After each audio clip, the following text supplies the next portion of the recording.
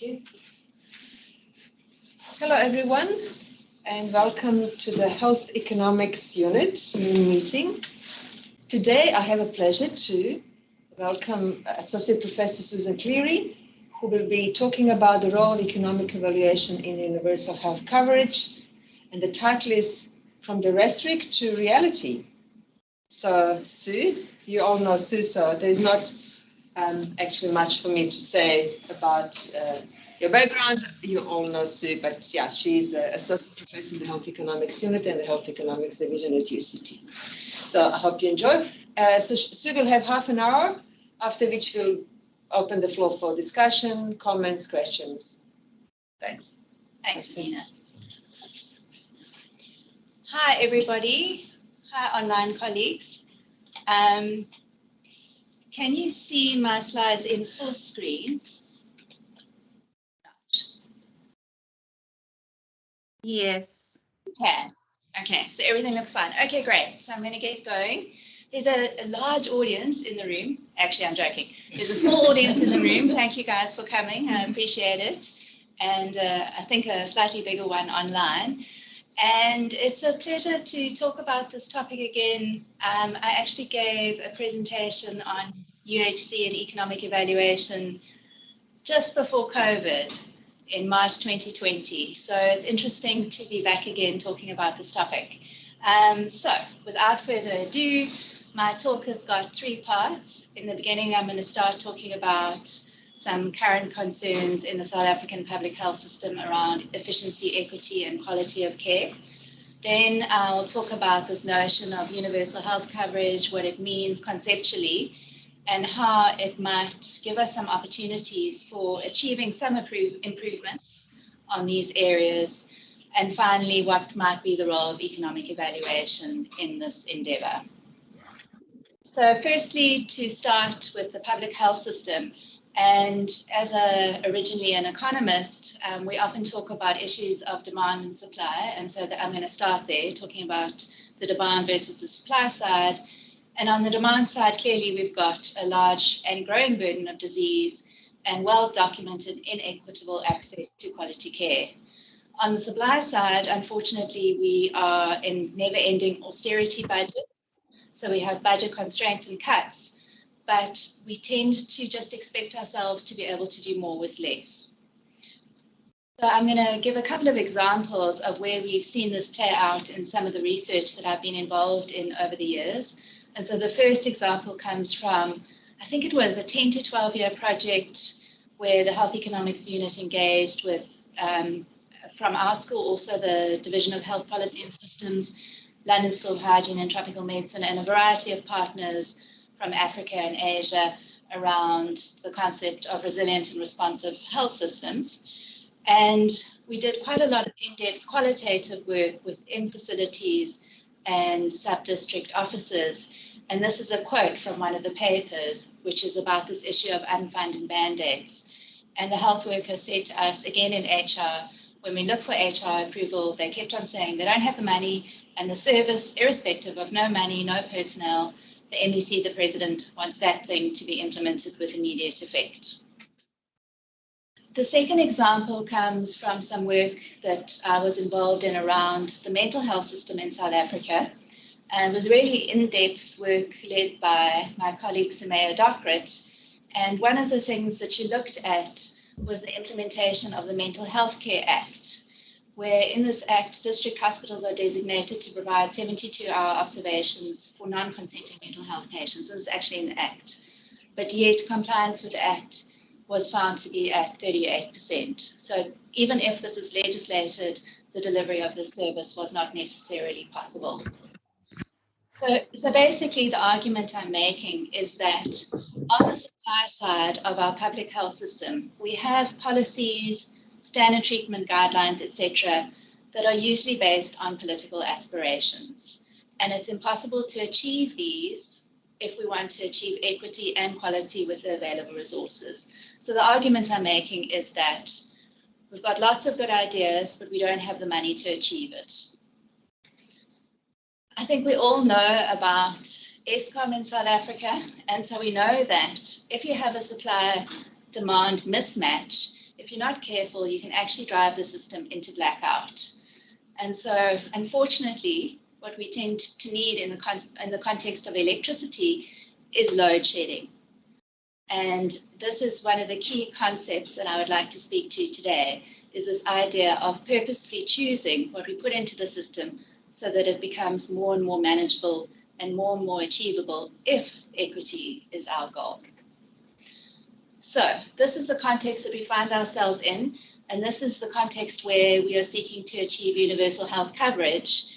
And I'm still going to argue that despite our difficulties, it is possible to improve efficiency, equity, and quality. However, it requires difficult choices. So what is universal health coverage? It's defined as providing all people with access to needed health services of sufficient quality to be effective, and to ensure that the use of these services does not expose the user to financial hardship. The goals are therefore equal access for equal need to quality health services, and the third goal is to do with financial risk protection.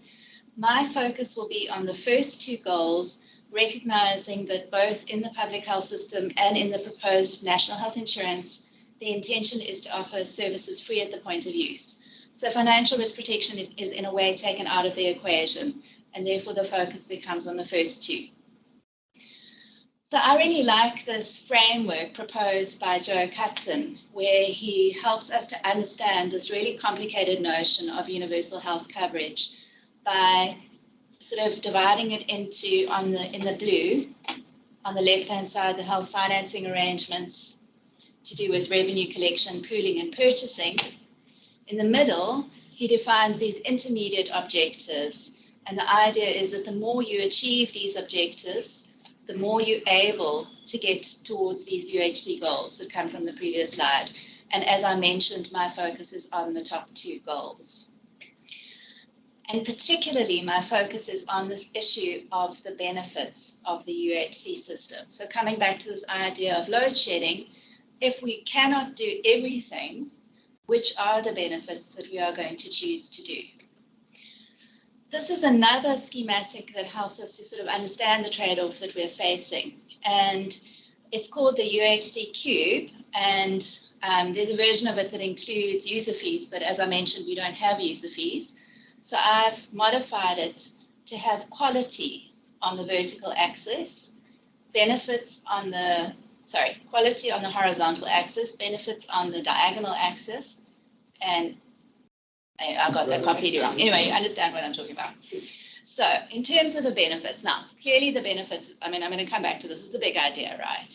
But imagine that the current system is providing 50% of the things that we know that work in healthcare. So of the known effective services, understanding that that could be millions of different things. So 50% of that is currently what we're using our budget for. And of those services, we are meeting about half who have a defined need for those services. And the quality is relatively poor. Okay, so that's one way that we could spend an existing budget. But the key is that the budget is fixed. So here's the existing budget. One way of spending it is depicted as follows. But this could be a different way of spending that budget, where you reduce the benefits to 10% of the things that we know about, but you get a 90% coverage of those in need and a better quality. So the question is whether you prefer the first shape of the UHC cube or whether you prefer the second shape. And if you are committed to this notion of UHC, you ought to prefer the second shape. Okay. Now, so those are the schematics. So it's quite complicated conceptually. So those are the schematics. And now I'm going to drill back down into the complexity that lies in here, starting with this health benefits package notion. Now, clearly, this is an extremely technical thing. It's a listing of the promotive, preventive, treatment, rehabilitative services to be offered at a particular level of care. There are different ways of doing it, but one way is for each service to be linked to one or more ICD code. And of course, within that, there'll be a specification of the medicines that you ought to get, the diagnostics, the vaccines, the devices, and the model of care, including the frequency of visits that should be associated with it. And we know that the National Department of Health has been working on this for a number of years, specifically starting at the primary healthcare level, which I think makes sense. And the version of the healthcare benefits package that they are proposing, they're calling the service benefits framework. But it is very much this kind of an idea. The WHO has also been working on this over a number of years, and put this screenshot up for you from this UHC compendium that they have, which is basically a database. And so down the left-hand side, you can click on this and you can look at all different elements, and it's got all of the different kind of program areas. And if we just drill down into a part of the TB interventions, you can see it's this kind of very complicated and complex and technical issue of exactly what we're talking about at that particular level of care. So that was my second area, and now I'm going to move into how we might be able to use economic evaluation in selecting these benefits. So firstly, what is economic evaluation? It's defined as the comparative analysis of alternative courses of action in terms of their costs and outcomes. And courses of action or alternatives respond to a particular healthcare need, for example, different medicines for a particular ICD-10 diagnosis or diagnostics or vaccines or models of care. So an economic evaluation is a methodology that can be applied to a wide variety of interventions or programs that are designed to improve health across a number of different domains. So it can be very, very broadly applied, but traditionally it was applied in the medicine space. Economic evaluation is comparative, so at least two courses of action are included in each. The first option is normally the standard of care, and the alternative is normally something new that we're keen to consider within the health system. There are a lot of different evaluation types, and I'll mention 4. So the first is a cost analysis. The second is a cost effectiveness analysis, which looks at the costs and the outcomes in terms of what we call unidimensional health outcomes. And the third is the cost utility analysis, where the costs are as before, but the outcomes are now multidimensional. And all of this is expressed on a per patient basis. The cost analysis and the cost effectiveness analysis are really informative, but if one wants to make a judgment about the relative efficiency of alternative courses of action, then really most of the action is in the space of the cost utility analysis. So how do you make a judgment about efficiency? Well, what you do is you calculate this metric called an incremental cost effectiveness ratio, which is a summary of the per patient additional costs and additional multidimensional health outcomes associated with a change in alternatives. And once you have your ISA, you can compare this to your cost effectiveness threshold. And this allows you to make at least a preliminary judgment about whether this might be value for money or an efficient use of healthcare resources. Basically, if your ISA is lower than your threshold, you have something that's potentially cost effective. But if your ISA is higher, then it probably isn't going to be cost effective. And as I always say, this doesn't mean that you don't do it, but it is just another piece of information for your decision making. So what is this cost effectiveness threshold? So it's complicated. It's about the marginal productivity of the health system, but what that means is that it basically captures the ISA of the least cost effective thing that you're currently doing. So it's the worst price that you would pay to implement something in your health system, meaning that everything else that you're already doing is at a lower price. So it's the absolutely worst amount, the highest price that you would be prepared to pay to gain a unit of good health.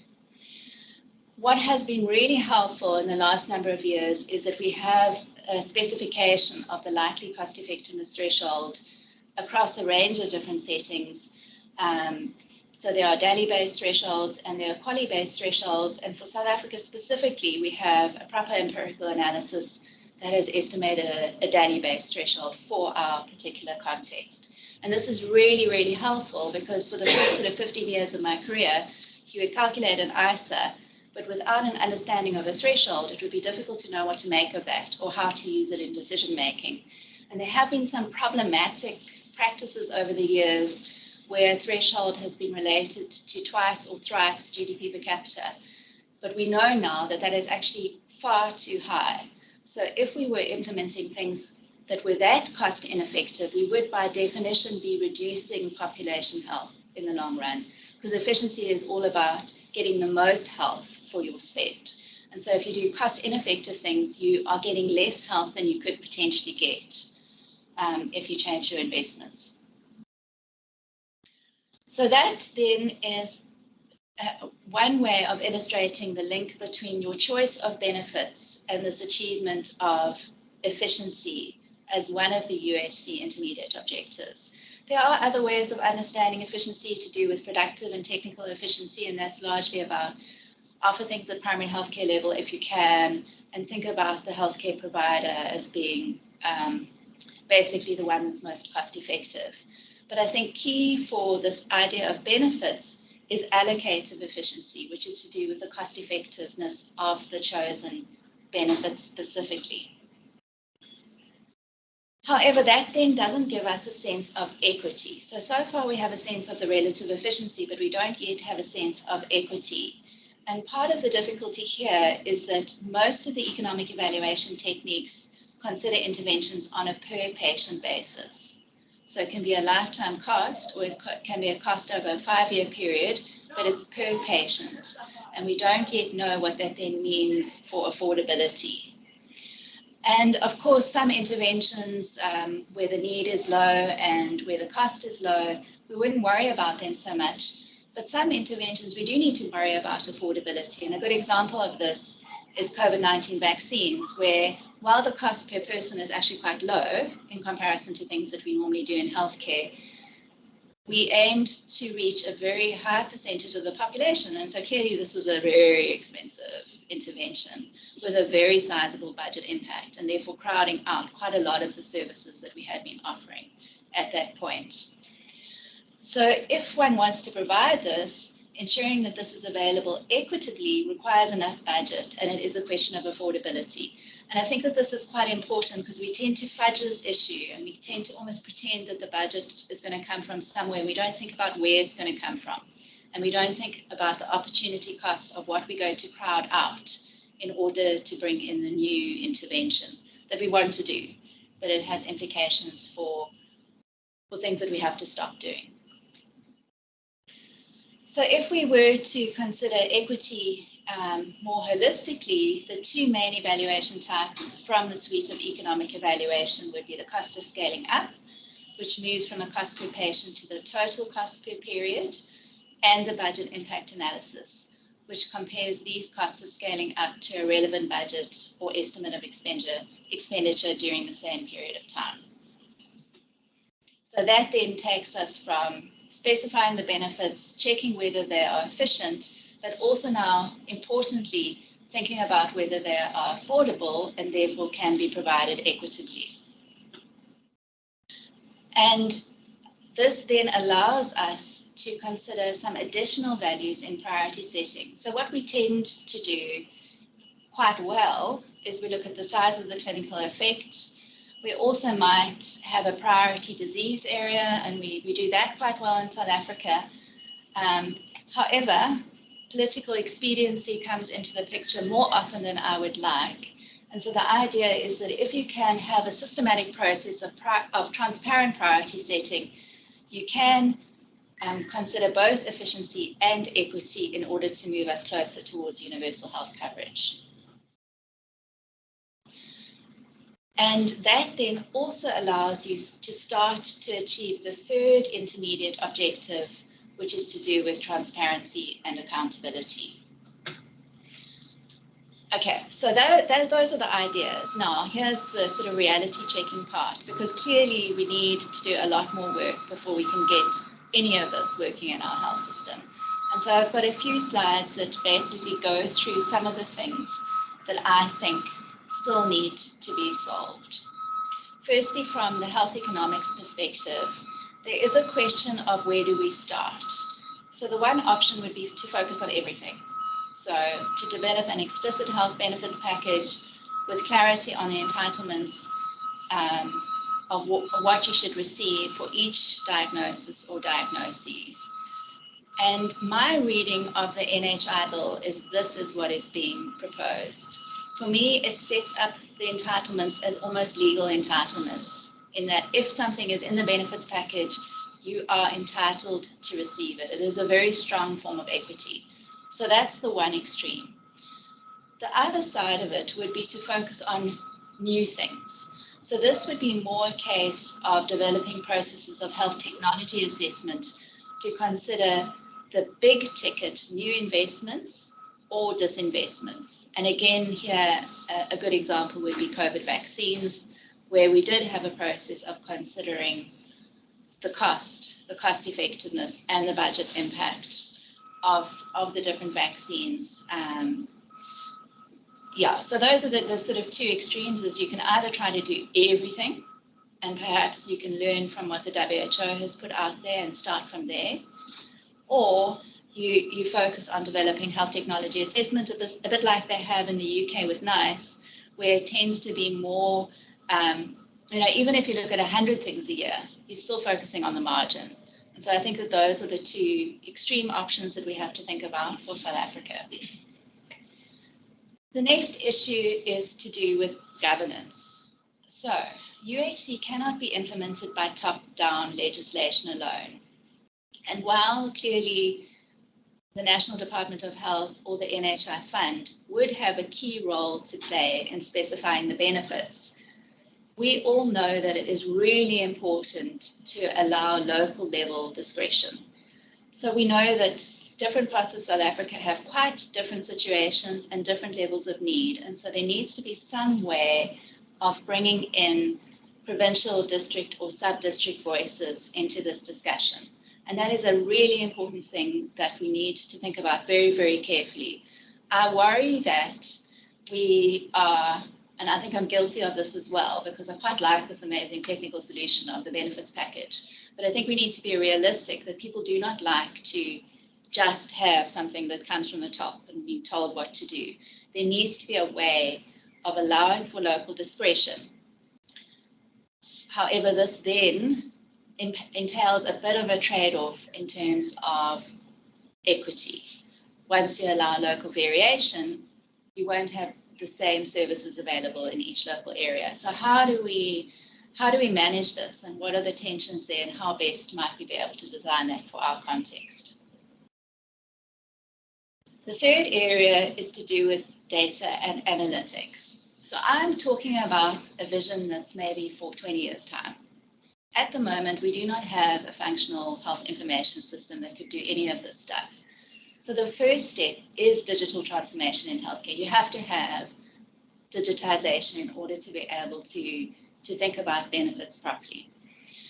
For example, and there's so many examples that we could cite here in terms of the need for an information system. But for example, at the moment, we don't know anything about the need for different services, the demand for these services, the difference between the two being your unmet need and supply. So we don't actually know about those at the local level. And therefore, we cannot estimate affordability or budget impact for these different interventions. But the idea is that if we were to have digitization, it would be possible to collect the data and analyze the data in a way to start to understand demand on the ground and supply. And if we marry that with an understanding of need, perhaps through population-based surveys, we would start to get a sense of where the gaps might be. And at the moment, we don't know. And finally, for our school and similar schools specifically, there's clearly a need for capacity. So we're going to need data scientists, we need demographers and disease modelers, epi and biostats is essential here, and health economics and actuarial science. And in addition, leadership skills. So all of this needs to be infused with strong leadership skills, because this is a political process and it needs to be managed well. And so that is another area that clearly has to be invested in. The positions need to be created. So we have a lot of diploma students, but what positions are they can they go into the NHI Fund or even at the subnational level, what positions can be created to absorb those health economists. Universities such as ourselves need to align curricula to this need, and I think that we have a key role to play in this space as the School of Public Health and Family Medicine, but also not only us, all the other schools as well. So in summary, I think that choices around benefit package are critical in the movement towards UHC. And I also think that economic evaluation can play a key analytical role in this decision-making through answering questions of efficiency and equity. These are not the only questions that need to be answered.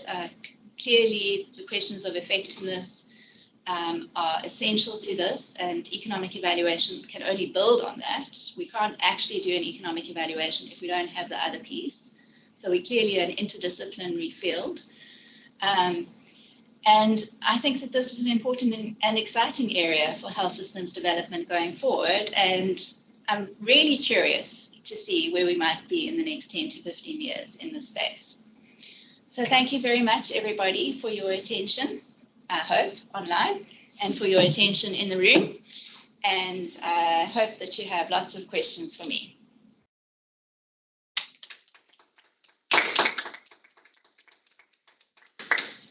So do you mind standing there, because you're going to be answering? Yeah. You can take the questions, please. Okay, any questions?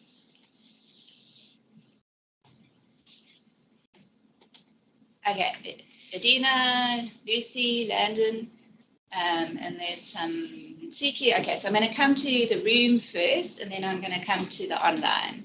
So Adina, I saw your hand first. First of all, Sue, thanks very much for agreeing to give this talk. It's really very much needed in the current space where we find ourselves in South Africa and also at the school. So yeah, wonderful presentation. I really enjoyed the way you actually summarized the key messages to us to be able to understand where potentially we could be going to. So my question is very brief. When you said we still don't know what the demand for health services is and what the supply for health services is, I would say perhaps we probably know a bit more about the supply side than the demand side, because that's probably an easier task to go for. Yeah. So what are the hospitals, the number of doctors, the number of specialists, and so on and so on, and also alternative healthcare providers, the NGOs, non-for-profit, and traditional healers. So the question would be, who do you think from all the list of the potential disciplines that could assist us with these tasks, who do you think would play the key role in both the supply and the demand side assessment? Okay, thanks. That's a good and difficult question. So I think on the demand side, so my understanding is that as part of this digitization of healthcare process, we would start to be able to get information about, so there would be a single patient record, and we would know diagnosis, and we would know the utilization of services. And that would enable us to develop an understanding of who is using what services in different locations. So that's how we would start to get a sense of the demand. So at the moment, we don't know because we're not collecting or collating that information. But the idea is that through the digitization process, one would start to be able to get a sense of all the different ICD codes and where people are using those services and how all of that is panning out. And who would do that? So I think that comes to the space of data analytics. So getting that data out of the information system and analyzing it in a particular way. And I think that we do not have, certainly I'm not aware of us being at that point at the moment. I think the Western Cape is far ahead, but generally speaking for South Africa, I think that we haven't even started that. So I think that we do know about some things like TB and HIV, but the majority of it we don't know about. And so the information system would be needed in order to provide us with that information. I think also on the supply side, the idea is that the information system would also collect data on the facility type and various different aspects to do with the facility where the service is provided, whether it's public or private, et cetera, et cetera. So that's how we would start to get the information. And we would need to then use that information to revise our benefits package. So my hope would be is that we put out a benefits package for primary healthcare, for example. We put out, this is the benefits package, and then we need to regularly revise it depending on whether we can see unmet need and a tracking of equity. So 15 years time we're talking about, not next year, but that's hopefully where we're going to go to in the next 15 years. And I think in the private sector, they're already doing that. So we can learn a lot from the private sector. Yeah. Thank you. Thanks. Lucy. Thank you for managing this topic, which is actually very complex, straightforward, and I think you've simplified it really well so that it makes sense, which is a skill in teaching. And I was just wondering what we could learn from bodies and groups that are further ahead in this process. So from NICE, from HITAP, and others, about who should be implementing that kind of body, and how do we get that off the ground? Because I think we know from others' experience that it does need to be an independent body, and we can see that our capacity in South Africa in terms of health economics, although it's growing, is maybe still fledgling. Yeah. So do you have any ideas? I know that you think about this a lot. So thanks, Lucy. Another really great and difficult question. I have read a few books about this. I haven't seen a systematic evaluation of the different models that would answer that question properly. So I've read a book about NICE, I've read a book about HITAP, and they have done things slightly differently. And it has also been a bit related to the politics of the country and where they've been at. The book from Thailand, actually it included an analysis of a number of Asian settings. But one point that they made, which struck me as interesting, is that HTA, so this process of priority setting, only got off the ground once they had NHI legislation in place. So it was almost like they passed that first act that said we were having universal health coverage, and then they realized quite quickly that affordability was going to be a problem. And this then led to the establishment of priority setting processes. You could call it health technology assessment or, number of different names, but that's, I thought, was an interesting point. And I think a similar thing happened with NICE. For them, they talk about the postal code lottery being this horizontal inequity between jurisdictions as drive, and got to a political point where it became untenable to continue in that way. And so they established NICE in order to be the body to make those decisions, and also so that the politicians wouldn't have to make those decisions. So the politicians got to a point where they didn't want to make those decisions, which I think is also an interesting point. So I think that there's lots of different models, and I think it would be a great research project to spend 5 years doing in-depth qualitative work on this to really understand what would work best for South Africa. So I can't fully answer your question, but I hope that's something. Thanks, Sue. Lucy's question and your answer dovetails nicely into mine, which is you presented a vision for what's ideal, and there are a lot of different competing visions out there, etc. Yeah. What I'm interested in is what's the roadmap to get to that vision? Because often the vision itself seems so complex, expensive, and almost unattainable when we look at where we are now. And I'm interested in your thoughts on what are the steps, what are the small, finite, feasible increments that we should be motivating for in the short term to get all the way down the road towards whatever the final vision is. So, thank you. And this is something that some of us have been thinking about in one of the policy groups. And hello to my NACLI colleagues out there. Thanks for joining. And so, exactly. Where do you start? So our view is we have this national digital healthcare strategy. I might get the name slightly wrong. It exists. There was a ministerial advisory committee on e-health that was constituted, I think, pre-COVID. They've come up with a strategy. The strategy is sound. So step one, implement the strategy. Start collecting the data and start analyzing the data. We also are thinking about this and how to support this. We are sort of have come to a point of proposing the primary healthcare level as the first point, and specifically within the NHI bill, there's this notion of the contracting unit for primary care, the CUPs. Obviously, the NHI bill cannot specify the detail on all of those things. I don't think that that's what a bill is supposed to do. So at the moment, there's an idea of a CUP that's going to contract with public or private providers for a particular geographical location. And the idea is that they will purchase the services that are on the benefits package, and then they'll have to monitor quality. There's a variety of things that the CUPs need to do. Our proposal is to test that. So start with the digitization, and then choose a smallish number of CUPs, sub-districts or districts. It's not 100% clear what the level of a CUP is going to be, but choose a smallish number and start a process of action learning. So particularly for me, I'm interested in this interface between national and local.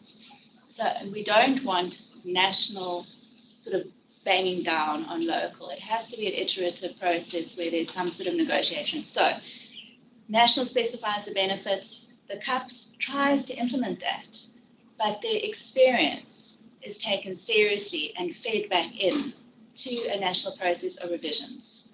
So the idea, so that's what we're thinking about at the moment. I'd be interested if anybody has any ideas about that or views on that as well, whether that would be a good place to start or not. Hi, Nsiki, please go ahead. Thanks, Sue. That was lovely. So we introduced students, first-year students, to the NHI, and that is the one topic that draws the most discussion and most controversies. In that, I mean, it's stressful to deliver that topic, to first years because you do pick up that they speak to what is going on at home, the views that are held by families about NHI. So, I mean, having said that, I want to speak to this concept of healthcare digitization. In a few years back, Dr. Chabalala had managed to implement that in an informal settlement. And it worked very well. He was working with community healthcare workers. I mean, they could literally, at the touch of a button, they could tell you what was happening in a particular household who had given birth, and this, that, and the other. And it was the most effective approach. And here and there, you hear about other communities that have managed, led by professionals to integrate the digitization into the delivery of services. Now, my question is, why is it so difficult for us to move from policy to implementation? Why do we always have, these good policies and yet on the ground, we're not achieving much? Thank you so much for that question. So my view is because we don't put the money there. So my entire career has been really about this issue of we're great at writing policies, but we can't implement them because we don't put the money on them. And why don't we put the money on them? Well, because they don't tend to be high enough up the list of priorities. And so that is why I'm so keen on transparent and explicit priority setting, because I can't see us getting over this issue of being so aspirational unless we're prepared to consider the money. Hence the title of my talk. So, I mean, clearly, if you want to implement the digital health strategy, you have to put a lot of money on it. You have to decide that you're going to do this and invest in it. And it's not a once-off investment. You need to continue to provide that. So yeah, put your money where your mouth is. That's my view. And consider how politics is engaged in our health system and try to make at least so that we can put our money where the mouth is. Yeah. Thanks. Thank you. I'm Sani. How are you doing? I'm fine, Susan. Thank you very much for the presentation. I thought I could run away from the acronyms, but it's getting worse. Sorry. But I wanted to ask, I mean, I know that there is no system that will always have all the money needed for everything that is there to be funded. But how do you achieve equity, which is something that I've seen it's very important to you? Yeah. How do you achieve equity in a financially constrained environment? Do you compromise on the quality of care? Do you cut down on the number of offerings so that you can stretch whatever is there to cover everybody? Therefore, if you achieve that equity, what is the compromise? Thank you. Thanks, Tani. So my argument is that it's about choosing the benefits that you can afford. Making it clear to yourself that whatever you invest in has to be something that you can fit into your budget, and doing the exercise of looking at the costs of the different benefits. Even though it is a massive exercise, it's a huge technical exercise, but it's something we could do. I mean, it's totally possible to do it. The question is whether we would use the results. That's where the difficulty lies. So equity has lots of different definitions, but the one that we are mainly talking about at the moment is equal access for equal need. So that means that if you have a particular diagnosis, and if it is specified that you ought to receive 3 doctor visits and a particular medicine and a particular kind of diagnosis, equity means that you can get that kind of a package in any jurisdiction. So that's horizontal equity. That's what it's about. There are other forms of equity, but I think in universal health coverage, that's what we're mainly talking about. There's the thorny issue of public versus private as well. And you'll notice that I've steered away from that. But if we're just talking about public, equity is about the same mental health service, the same TV service, with local variation, but that this thing is available. And that would then force us to consider carefully what's in our benefits, which parts we think we can disinvest from, and which parts we think we need to invest in order to achieve that equity. So no country in the world can do everything that is known to work in healthcare. Every single country in the world has to make these choices. So it's not actually about, it is more difficult, I think, for us, but it's not about if you've got unlimited money, you've got unlimited problems with choices. There's always going to be choices. The question is whether you can make a choice that delivers on equity or whether your choice kind of is lip service to equity. I think that's the issue. I hope that answers the question. Hi, Maylene. Hi, Sue. Thank you very much for a wonderful presentation. It strikes me that we actually need a whole day almost to discuss this in the school. Let me just switch this off because it's a bit. So I'm going to stick with a more, well, not really a technical question as such, but in the way that you describe the database that would allow us to make sense of demand, it strikes me that it's quite a curative orientated assessment of demand. And so my question is how in the system as we move forward, given that it is aspirational right now, would we adequately capture the other aspects of demand, which very seldom is thought of as a demand and not expressed in any way in our health system, such as the health promotion aspects of health, for example. And I'm thinking of aspects around, because child health is my area, sort of infant and child nutrition, promotion of breastfeeding, et cetera, et cetera. How do we actually capture that and work it into a benefits package? The other aspect is that in the NHI, and I think a number of people had expressed this as a deficiency in the current NHI proposals, the social determinants of health don't feature very prominently. So how do we actually make sense of the social determinants as decided interventions that can, in fact, reduce the demand for certain healthcare services because we've addressed it upstream and closed the tap. So we might have to actually take away money from health services in a way in order to reduce the demand for certain services, and in that way save money. So how do we actually bring in the intricacies for health service demands that cut across into other sectors and that stray into the realm of health promotion?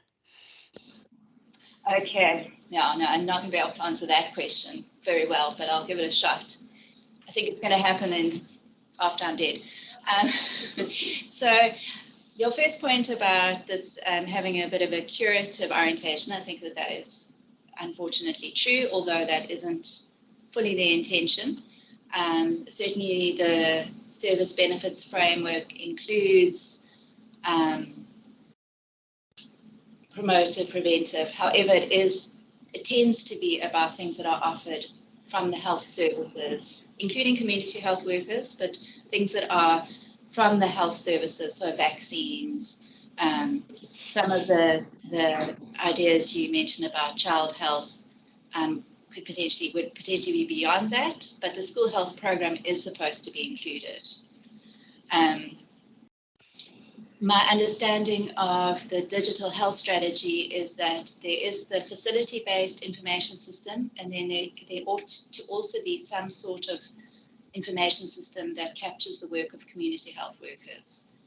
But how that's going to look, I don't know the answer to. So that was the first question. And the second question was about the social determinants of health. I always say that my husband is probably the one who does more work on the social determinants of health than we do, because he works for the city of Cape Town in the economics cluster. Mm-hmm. And so I think that this is a tricky one for us that work very closely with the health services, is we don't have levers to those areas. And I know in the days of HIV, when I worked on HIV, we used to speak a lot about how HIV needed to be present in every policy. But I think realistically, this is a tough one. And I'm afraid I don't know. And I'd be interested if you have ideas, Mayleen. Yeah, so I think it's why we need a more substantial discussion, because I mean there is in the Western Cape at least a small example of working fundamentally across sectors and allowing local areas to determine what their priorities are through the whole of society approach project and so forth. So I guess there are microcosms of what it could look like and what it could be. It doesn't allow us to easily work with digital systems, for example. I'm not at all suggesting that you reducing it to something only as a digital system, but I think we have examples of where efforts have been made to think cross-sectorally, and we should really fundamentally draw on those experiences and lessons, I think, before we go too far down the road. I completely agree with you. And if we are able to do some action learning around this CUPS notion, I would be very happy if one of the sites were in Cape Town, and that it would be something we could do collaboratively. Sure. Thank you, Sue. Hi, Mr. Mill. How are you doing? Hi, Sue. Not too bad. Thanks for the presentation. A fascinating exploration of, I think, what a really difficult topic, and the discussion following is even more interesting. You mentioned earlier that you ought to prefer the second, I think it's the second model of the modified UHC cube, where the benefits package is essentially restricted so as to increase equity and access to the services. Now, I mean, I think in principle that makes sense, but I would be keen to hear what your thoughts are in terms of the ethical implications of restricting benefits to people already receiving it. In other words, I think it's always easy to add additional service packages, but what's the potential fallout to those receiving benefits and then restricting it in order to increase access and equity to other people? Yeah, that's a great question. So I think you're absolutely right. It is difficult to disinvest. And I think we disinvest all the time in South Africa, but we do it implicitly. And so people don't necessarily know that that's what we're doing, and that's why we get away with it. poor quality of care is a form of disinvestment too. So this vision is to move from this sort of implicit rationing that we do at the moment towards something where you actually say what it is that you're planning to do. So there is international experience of this, and so we know that NICE has come up against this issue quite a bit when they have chosen not so much a disinvestment, but when they have chosen not to fund particular treatments, and that has then led to legal challenges. The one book I read recently about NICE, they argue that they feel that those legal challenges strengthen them. I think that on the whole, they, within the sort of, in the courts, they were shown to be using good evidence, to be using a good process. And so in a way, the legal challenges strengthened them. But it may not do that for us. And so I do think that it's important that your priority setting agency is well resourced. And it's not a large amount of money that would be needed, relatively speaking. But clearly you need to do a lot of analysis and you need to have a lot of processes. It's like a court of law.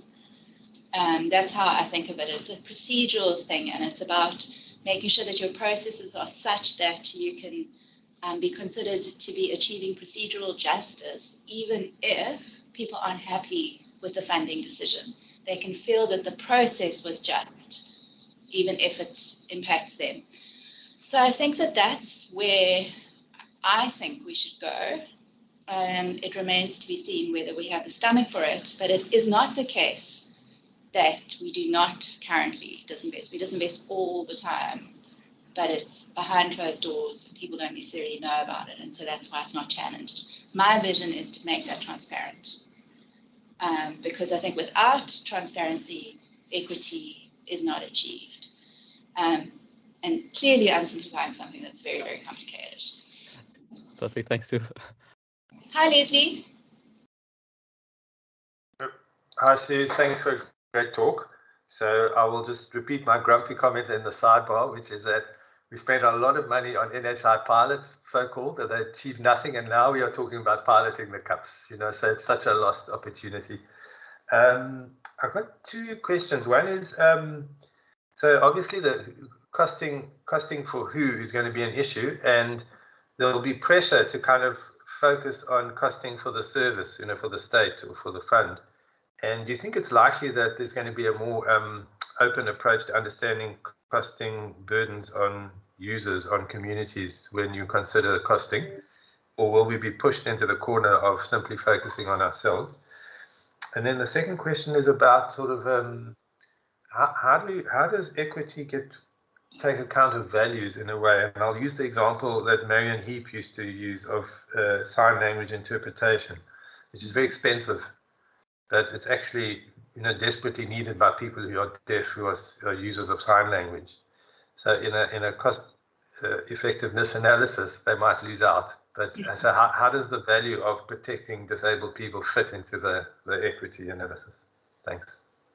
Okay, thanks, Leslie. I think you probably could still see my slides. I can't 100% see what you can see, the issue with Teams, but can you see this values slide, Leslie? Yeah. Yeah, so clearly these values don't all move in the same direction, and I'm definitely not arguing that cost effectiveness needs to be the thing that is considered. But what I am arguing is that there needs to be a process, a transparent process like a court of law, where these things are considered, where these decisions are made. And so, for example, deservedness of the patient group can come into it, priority disease area can come into it. But I do think affordability has to come into it if we are interested in equity. So that's, I would say, the key economic contribution is in that space. We cannot do everything for everyone. And so this is a process that would help us to at least justify the choices that we make, even if we're not 100% happy that we can't do the things that we really would like to be able to do. So that's some answer towards your question. And then the other question you asked was about the patient perspective. So economic evaluation, I didn't go into this, but economic evaluation can accommodate a provider perspective or a patient perspective or both, called the societal perspective. And it's totally doable, and we do it regularly. Obviously, it adds time and complexity to the analysis, but it is possible, and we tend to focus on the patient perspective if we know that there is a big economic burden of disease on patients and communities.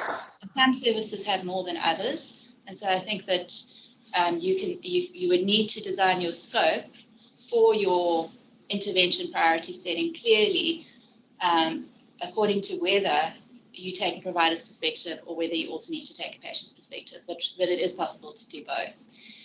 The provider's perspective is slightly easier in terms of decision making because it is the budget that the health sector has, whereas the patient perspective, that's not our budget. That is beyond our remit. And so we can't say what is or isn't, there's no metric, there's no cost effectiveness threshold for a patient's perspective. You can't say whether it's too much or too little.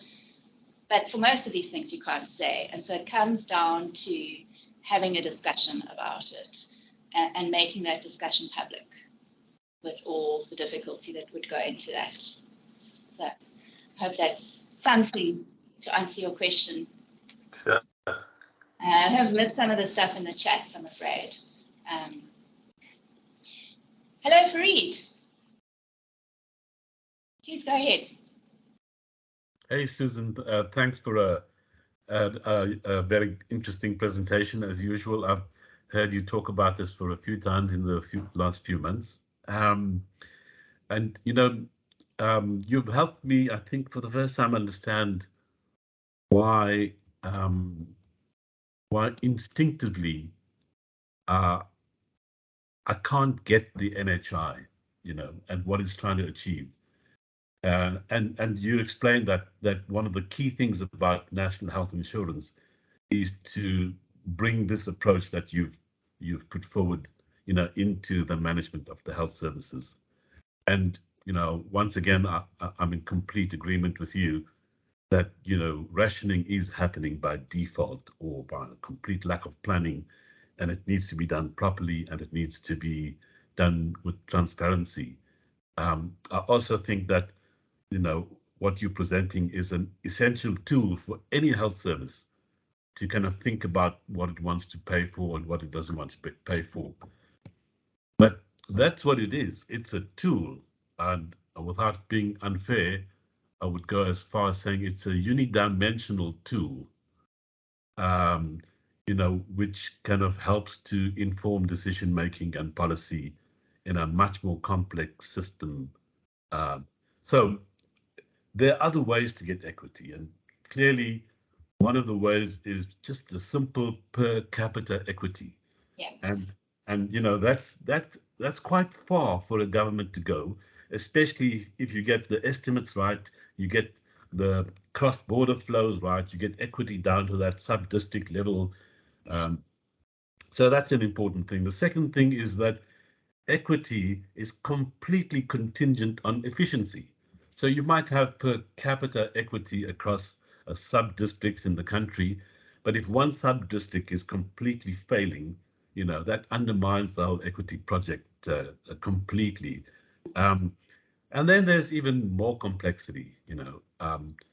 There's a lot to be said in just investing in good quality local management to get the health service right.